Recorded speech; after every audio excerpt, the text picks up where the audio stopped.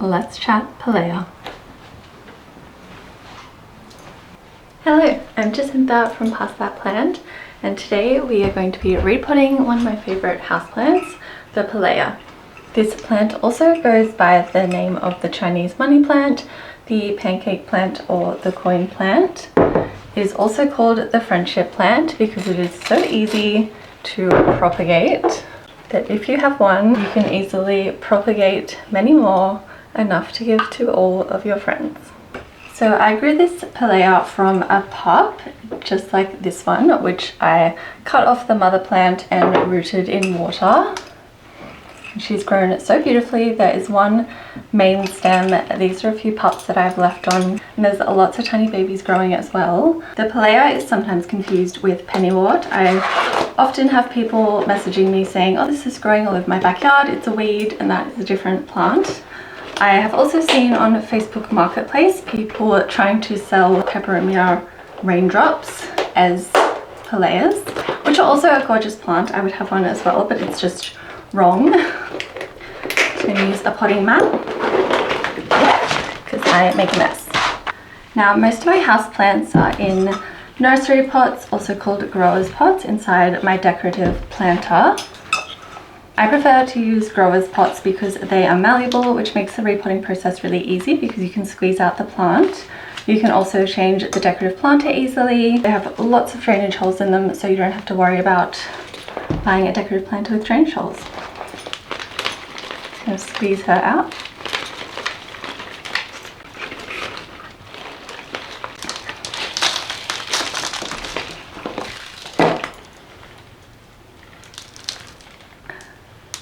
You can see it was definitely time for a repot. There are so many healthy looking roots all the way around, coming out the base as well.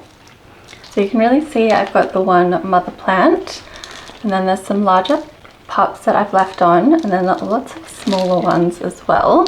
For the growers pot, I'm going to go up 2 inches in size. This was the one that it was in, and now we're going up to this one. The reason why you don't want to use a massive pot is because you don't want too much potting mix around the root ball because it takes a long time to dry out, and that is how you can get issues such as root rot.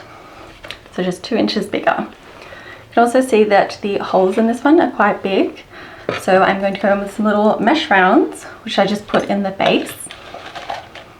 And this stops the potting mix from just falling straight through. I'm just going to put a few in the bottom because this is quite big.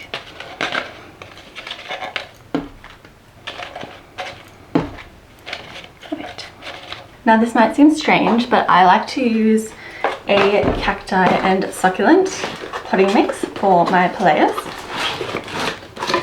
I just find that this one has a really good drainage. It doesn't retain moisture like some other potting mixes do because it doesn't have any peat moss or anything like that in it. So because there is the little mesh rounds in there, when I put in the potting mix, it shouldn't just fall straight through.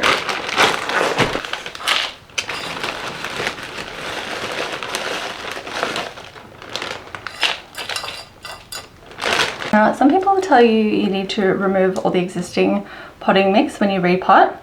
I'm not one of those people. I only change all of the potting mix and completely separate the roots if there is something wrong with the plant or the potting mix. So if it's got root rot or it's in the wrong potting mix, or if you've got a pest that is in the roots, then you want to change it, but otherwise there is really no need to mess with this. So I've filled this pot 1/3 with potting mix. I'm just going to pop my plant in and fill around the edges.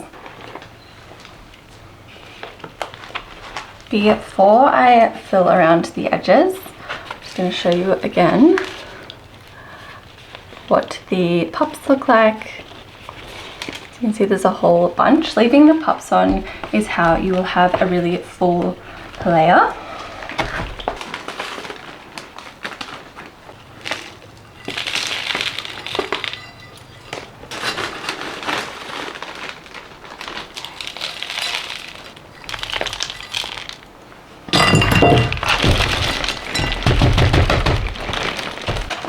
Now that my potting mix is in, I'm just going to re-add my very fancy trellis, which is a chopstick. I just find this works really well to help this plant sit up straight because they do lean quite a bit when they're this heavy.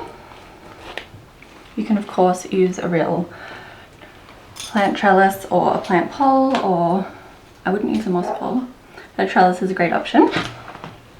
Now she just stands up a bit taller and doesn't crush the little babies underneath. Cute. So now we are going to give her a good water, and I like to water my Pilea from the base. I'm just going to use the big bottom watering bowl. So I'm just going to fill up my bowl with some water. This is rainwater that I collect, or if you live somewhere with suitable tap water, you can use that, or you can buy distilled water. And then I'm just going to add some liquid plant food to an NPK mix. And pop her into soak.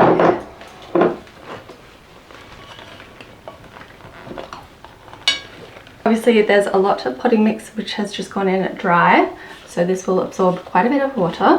While she's doing that, I'll just do a quick tidy up. This has been sitting in water for over 10 minutes now, so that's plenty. Did absorb quite a lot of water. I'm just going to let her drip a bit before popping it in the new planter, just so she's not sitting in a bunch of water. Okay, cute. Loving how this little combo looks together. Yeah, love it. So she's just had a good drink, so I won't water her again for a week or so. In summer and spring I tend to water this one weekly, and in the cooler months I go every 10 to 14 days. I've also just fertilized her, so I won't do that again for a month. And I skip fertilizer altogether in winter and autumn when the plant is dormant.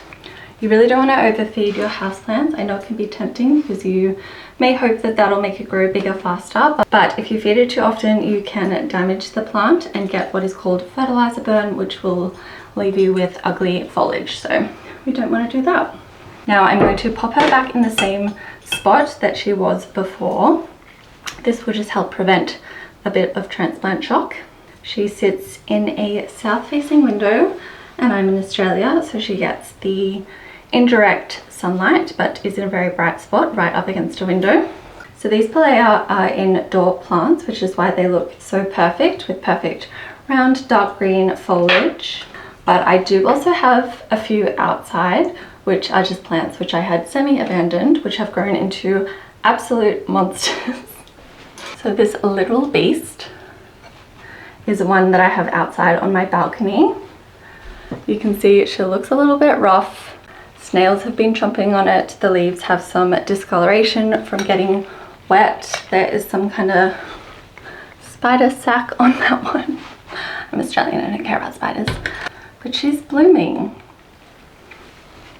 So these blooms were older and have mainly fallen off, but these are new ones. Little buds which will flower. So it's a really good example of what your Pilea can look like if you just let it grow wild and don't cut any of the pups off. So I've got the wild outdoor version and the Instagram ready indoor version. Let me know which one you prefer. Some common issues: if your plant is starting to go a bit yellow, which you can see this outdoor monster one has, like this leaf, it is usually a sign of a watering issue or a lack of nutrients. Now obviously I've just got this one outdoors, so I can't remember the last time I fertilized it. Let's do that actually. Let's give her a little love. So I rarely fertilize her, which is probably why she's going yellow. If you want gorgeous deep green foliage, you really need to make sure they're getting nutrients such as magnesium. If your foliage is starting to cup, that could be a watering or humidity issue, whether it's curling in or out. Same if you've got cracked leaves. Obviously this doesn't necessarily apply if you've got an outdoor plant which is just getting blasted by the wind or possibly eaten by something. But if your indoor one is cupping, then you likely need to change the humidity or your watering schedule. If your leaves are falling off, I believe you may have been getting it too wet. I try not to wet my stems or my foliage too much. Again, This one obviously gets wet, but she's just doing her own thing. But if you want an indoor pretty one, try not to wet the leaves or foliage too much. If your leaves are falling off, this could be why. So check for that. I've got mine in a bright spot where it gets indirect sunlight, and I think that's it.